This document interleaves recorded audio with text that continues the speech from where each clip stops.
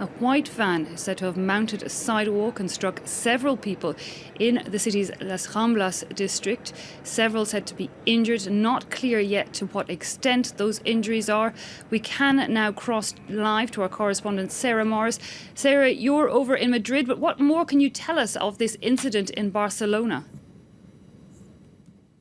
I can tell you that, as you said, the local Catalan media are talking about a person who is armed and in a Turkish restaurant on the top end of Las Ramblas.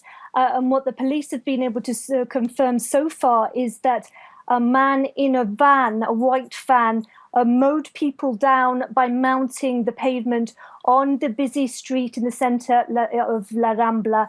And then proceeded to run off.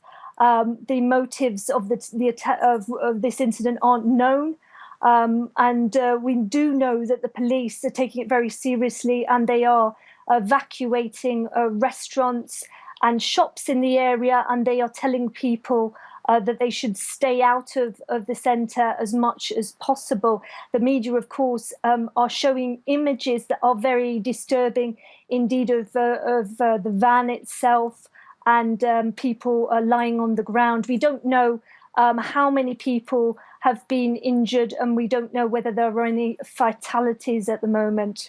No, indeed. We just, as you can see in the pictures, the area completely cordoned off. Police also ordering local shops to shut their doors, metro and train stations to close, really asking as many people as possible to stay away now from that area, where, as you say, Sarah, is still an ongoing situation with that gunman reported in a restaurant in Las Ramblas. But give us an idea, Sarah, for people who don't know Barcelona. This really is the tourist nucleus of the city, is it not? It's, you know, the French equivalent of the Champs-Élysées. It's a very busy street, largely pedestrian in the centre, with, you know, but cars can go down either side. It is. It's a very pedestrian centre, and it sells all sorts of paraphernalia, tourist items. It's the area where people congregate to have tapas, to have some beer. At this time of the year, it's ram-packed with tourists from all over the world.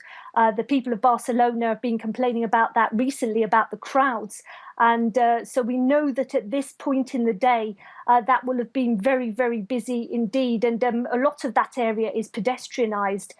The streets that fan off around the outside of that Rambla onto the square, Plaza Catalunya, onto different streets, they're all popular meeting points for friends and family, and very, very busy indeed. A very eclectic mixture of restaurants and shops that are down there.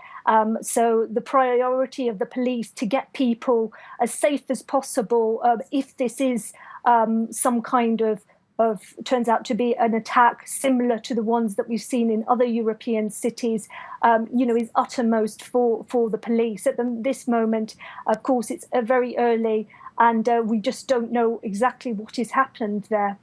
Indeed. And, you know, we've seen over the last couple of months and years a number of attacks of this sort across Europe. Indeed, you know, I believe 100 people killed since July 2016 in similar incidences with vehicles ramming people. Barcelona or Spain hadn't seen that, over the last years. Of course, the last major attack in Spain was in Madrid back in 2004. That, if I understand correctly, that was a terrorist attack, even though it came just ahead of general elections at the time. That's right. At the time, Spain was involved in the Iraq War, had soldiers that were peacekeeping soldiers there, and wasn't as involved as the UK and the States.